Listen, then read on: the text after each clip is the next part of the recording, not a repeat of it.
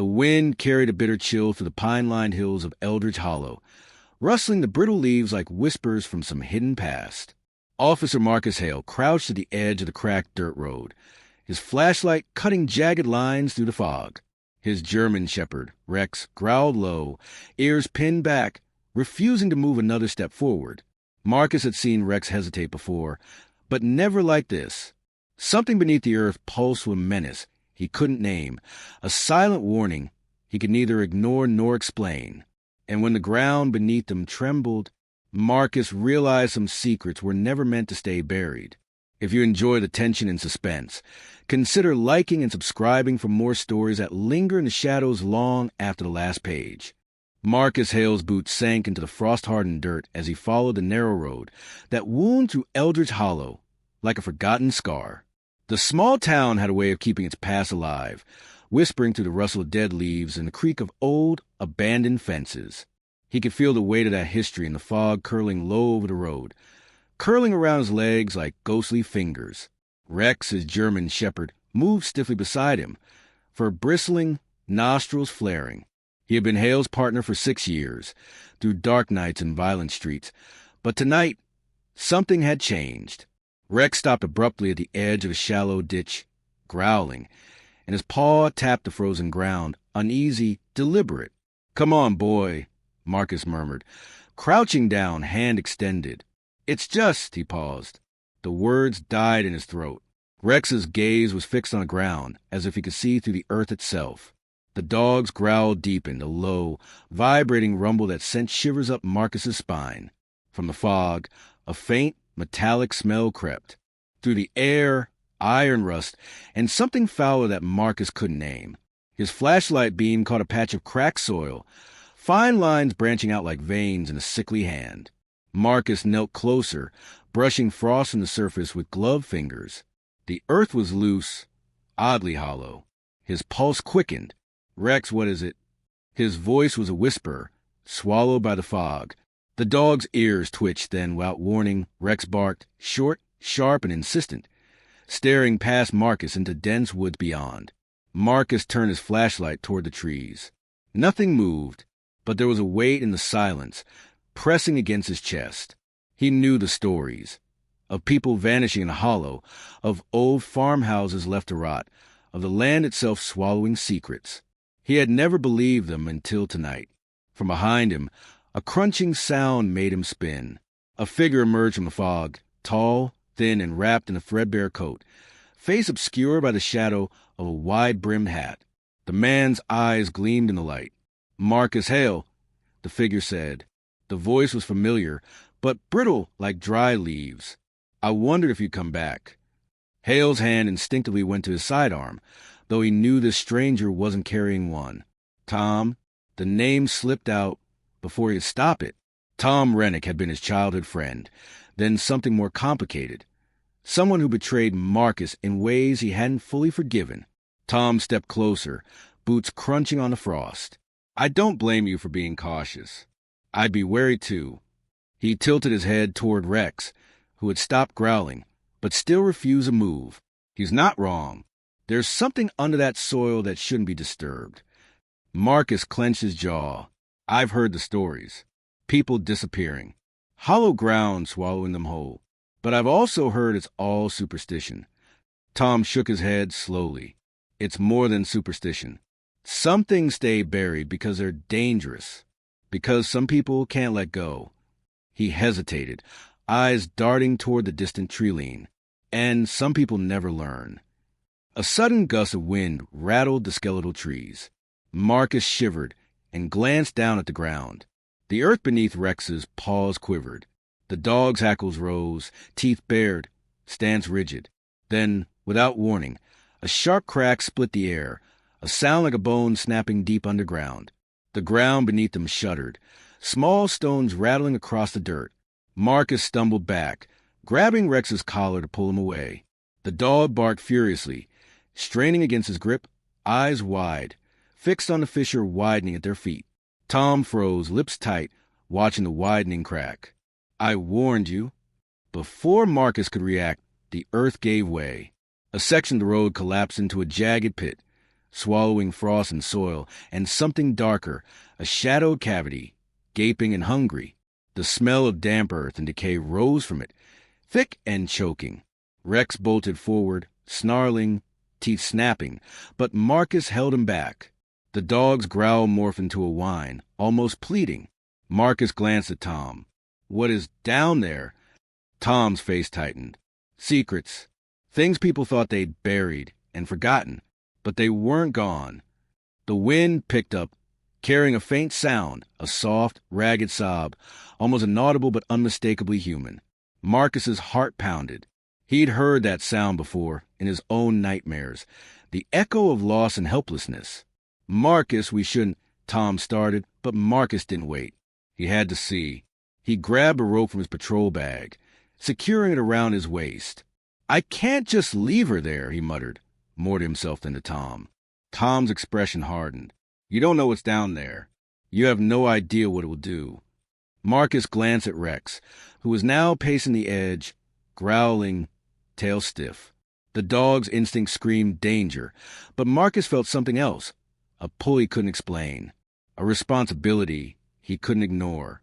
With a deep breath, he secured his flashlight to his belt and leaned over the edge of the pit. Darkness yawned beneath him, cold and unyielding, swallowing the weak circle of light. The sobs grew clearer, more desperate, and Marcus caught a flash of movement. Something small, pale and trembling, clinging to a ledge deep within the chasm. He signaled to Tom, who reluctantly nodded. "I'll hold the rope. Be careful." Marcus descended, inch by inch, into the unknown. The walls of the pit were slick with mud and frost, and the smell grew stronger. Earth, rot, and something metallic like old blood. Rex whined from above, paws scratching at the edge, refusing to move closer, yet unable to tear his gaze away. The shadows shifted as Marcus reached the ledge. There she was, a young woman, maybe 18, shivering and pale, eyes wide with terror. Her hands were scratched raw from gripping the rocks. I'm stuck," she whispered, voice trembling. "Please, help me." Marcus's heart tightened. "I've got you. Just hold on." As he reached for her, a sudden rumble shook the pit. Small stones and mud cascaded down, narrowly missing them. The fissure at the surface widened again. Tom's voice shouted from above, urgent and panicked. "Marcus, get her out, now!" The ground trembled beneath Marcus's hands. The sobbing girl clung tighter. And through the chaos, Marcus realized something impossible. He recognized her, not by face, but by a pendant around her neck, a tiny charm, identical to one his sister had worn years ago, the one she lost when she disappeared. Marcus froze, stomach twisting. The sobs were not just desperation. They were a call from the past, a link to something he thought he had buried long ago. Rex barked sharply from above, snapping Marcus out his trance. The dog's urgency was unrelenting, pulling Marcus's attention back to the present danger. He grabbed the girl's arm, signaling her to trust him, and began to climb back toward the surface. The earth groaned and shifted again. Rocks loosened, sliding down into the darkness. Marcus's muscles burned, ropes straining against pull. He could hear Tom's voice, steady but tense, guiding him. "Almost there. You've got this, Marcus." Finally, with a last heave, Marcus and the girl emerged from the pit. She collapsed into the snow, shivering uncontrollably. Marcus knelt beside her, heart hammering, eyes scanning the newly formed chasm. The ground yawned like an open wound, a dark reminder of the secrets it had swallowed for decades. Rex circled, sniffing, growling softly, and Marcus placed a hand on the dog's head. "Good boy," he murmured, though neither of them felt any relief. Tom stood a few feet away, gaze fixed on the pit, jaw tight. "This isn't over," he said quietly. "Whatever was down there, it's awake now." Marcus didn't answer. He only stared at the dark void, the sobbing girl beside him, and the wind whispering through Eldridge Hollow.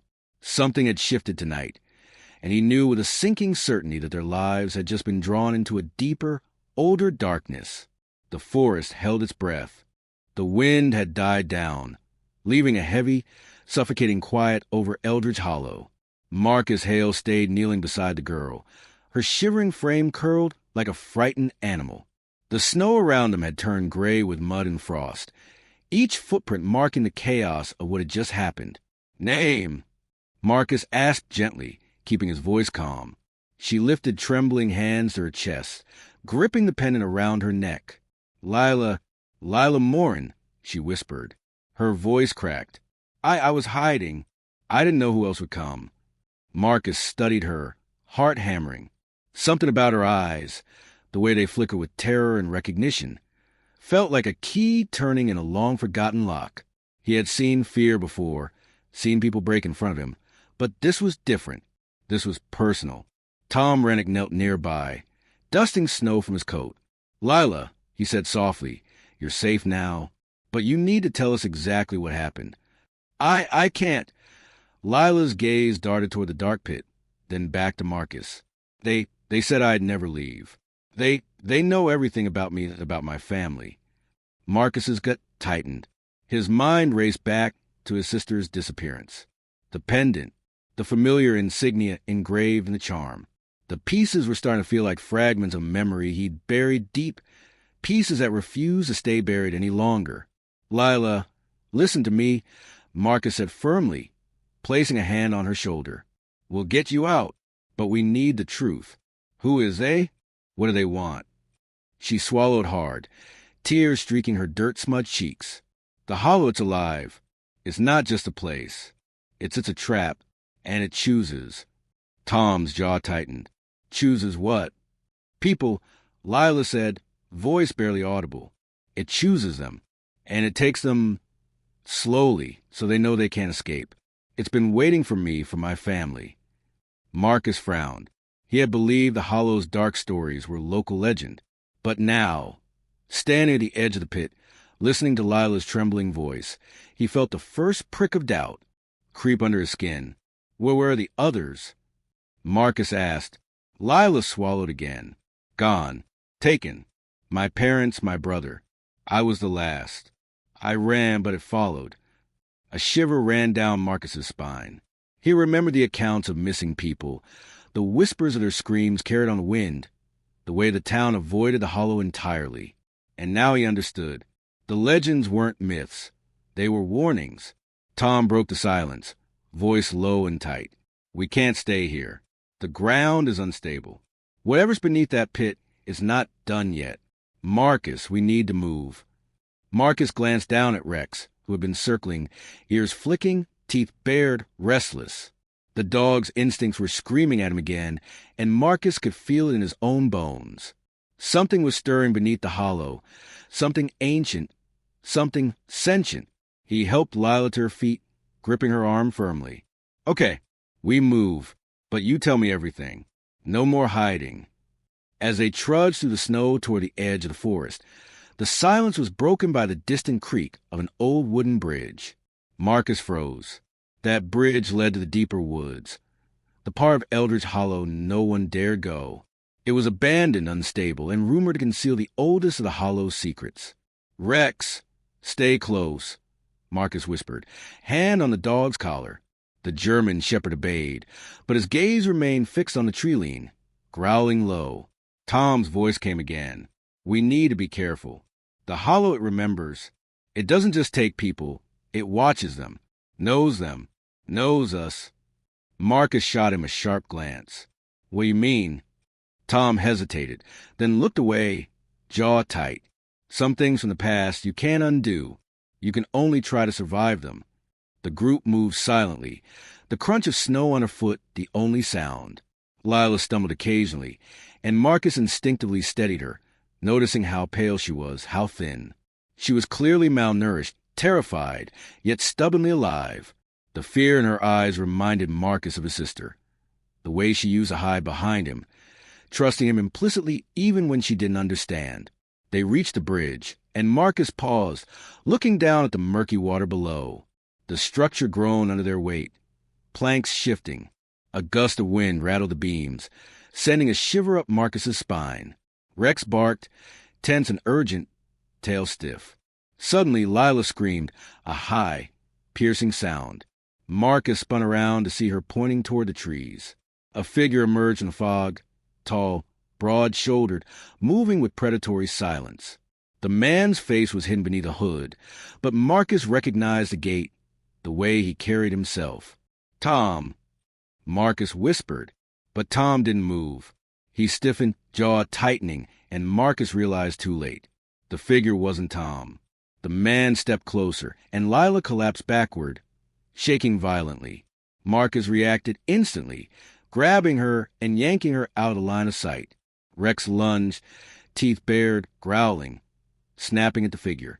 The man raised a hand, not threatening, but deliberate in a way that made Marcus uneasy. "You shouldn't have come here," the man said, voice smooth, controlled. "The Hollow doesn't forgive mistakes." Marcus's pulse spiked. "Who are you? What do you want?" The man smiled thinly, eyes glinting in the dim light. "I'm just the one who ensures the Hollow's balance. People like you're intruders. Curious. Dangerous." Lila whimpered. "No, please, don't take me back." The man's smile widened. "Oh, I won't. Not yet. But you can't run forever." Marcus tightened his grip on Lila. "Tom, call the police, get backup." Tom's voice cut through, calm but chilling. "Backup won't come. Not here. Not for the Hollow." Marcus froze. His stomach sank. He had trusted Tom once. But the hesitation, the calm certainty, something in Tom's eyes. Marcus realized the bitter truth. Tom had known more than he'd let on. He had led Marcus here, perhaps intentionally. Rex barked furiously, dragging Marcus's attention back to the figure. But the man had vanished, slipped into the fog like a shadow. Only the echo of his words lingered. Marcus pulled Lila to the far edge of the bridge, shivering, heart-hammering. "We have to move. Now." They pressed deeper into the woods, but the forest seemed alive, branches clawing, roots tripping them, fog thickening. Every step felt like stepping deeper into some conscious labyrinth. Lila whispered prayers under her breath, eyes darting, terrified of every shadow. Hours passed, or maybe minutes. Time felt warped, distorted by fear and exhaustion. Marcus's mind raced, trying to connect the dots. The pit, the pendant, Lila, and the shadowed figure. Finally, they found a small clearing, the fog thinning enough to see a dilapidated cabin. Smoke rose from a crooked chimney, faint but real. Marcus exhaled, relief mixing with dread. "We can rest here, at least for a while." Inside, the cabin smelled of mold and charred wood. It was barely furnished, but there was warmth, a small fire crackling in a rusty stove. Lila collapsed onto a bench, trembling. Marcus knelt beside her, trying to calm her. Tom lit a lantern, eyes scanning the room. "We're safe for now," he said, though the edge in his voice betrayed his own doubts. "But the Hollow, it doesn't stop, and neither do the people who serve it." Marcus frowned. "What do you mean, Tom?" Tom's gaze met his, shadowed and unreadable.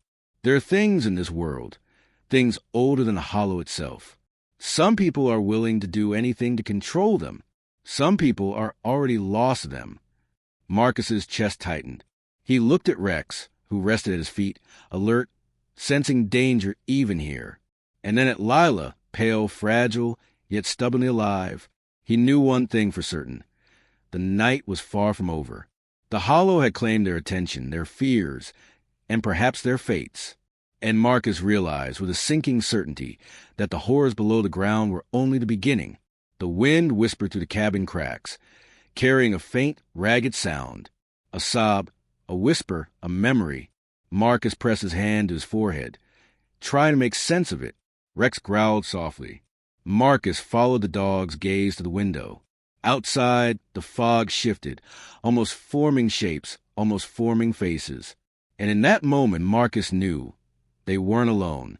Not in the woods. Not in the Hollow. Not ever again. The shadows of the forest were patient. The Hollow was patient. And it was only just beginning. The cabin was deathly quiet, save for the faint crackle of the fire. Marcus Hale's mind raced, restless, as he stared at the shadows dancing across the walls. Rex rested at his side, ears flicking, muscles coiled, sensing danger that Marcus could only feel, not see. Outside, The fog pressed against the cabin like a living thing, cold and insistent. Marcus didn't sleep. He couldn't. Lila shivered under a threadbare blanket, eyes wide, haunted. Tom sat across from them, arms crossed, expression unreadable, watching Marcus and Lila as though calculating their every move. Marcus realized, with a sinking gut, that Tom had known the risks all along. "You need to tell me everything, Tom," Marcus said quietly, voice low but firm. "How much did you know? Why did you lead me here?" Tom's eyes darkened. "You don't get it. I tried to stop you, Marcus.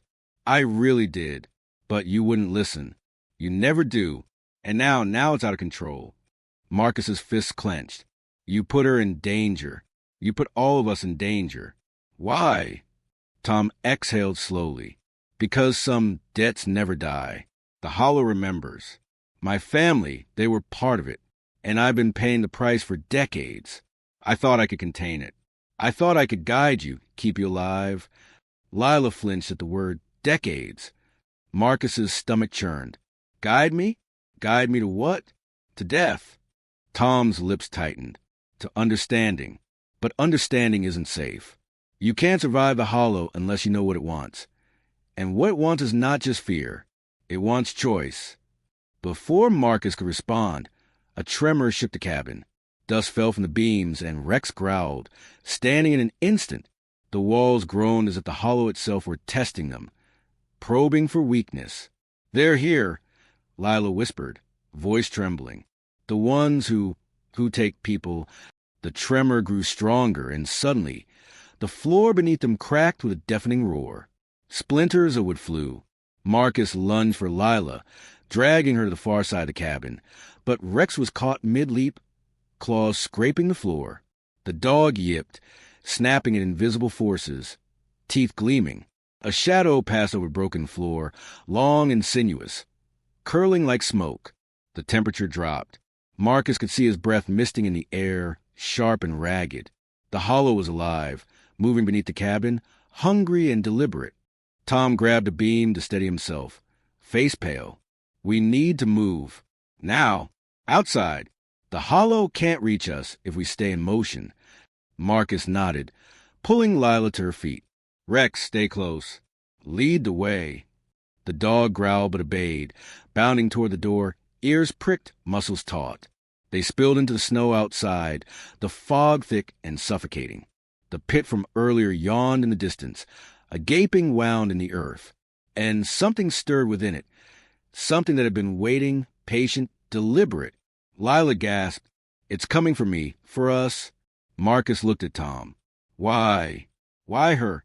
Why me?" Tom hesitated, eyes dark. "Because the Hollow chooses. And you, too, you're connected.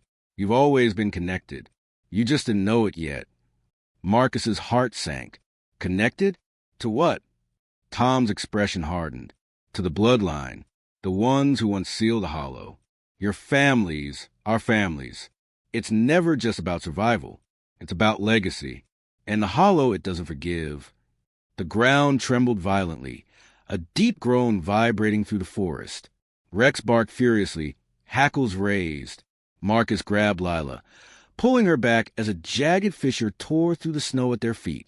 The earth cracked open, revealing darkness deeper than night, pulsating as if alive. From within, figures emerged, tall, distorted, ethereal, moving like shadows caught between worlds. The Hollow's servants, the ones Lila had feared. Eyes glinting, mouth silent but smiling, they reached for her, for Marcus, for Tom. Marcus's instincts kicked in. He pushed Lila behind a tree, grabbing a heavy branch. "Stay close, Rex. Keep them back." The shadows advanced, silent and relentless. Tom stepped beside Marcus, eyes scanning the forest, calculating. "We can't outrun them. Only one way. The Hollow, it listens to its own rules. We have to give it what it wants." "What do you mean?" Marcus shouted over the wind. Tom's eyes flicked to Lila. "Sacrifice. Not her life, but the choice. You have to face it willingly. Show it control, or it will destroy you." Lila's eyes went wide. I can't." "Yes, you can," Marcus said firmly. "We'll do it together. We survive together. But you have to trust us. Trust me, Rex barked sharply, and the shadows recoiled slightly at the dog's presence. Marcus realized the German shepherd wasn't just alert. He was a shield, a sentinel against the Hollow's will. The ground trembled again, stronger this time, cracking near their feet. Marcus and Tom held hands with Lila, standing firm as the shadows pressed closer. Marcus focused, thinking of every lesson learned, every loss suffered.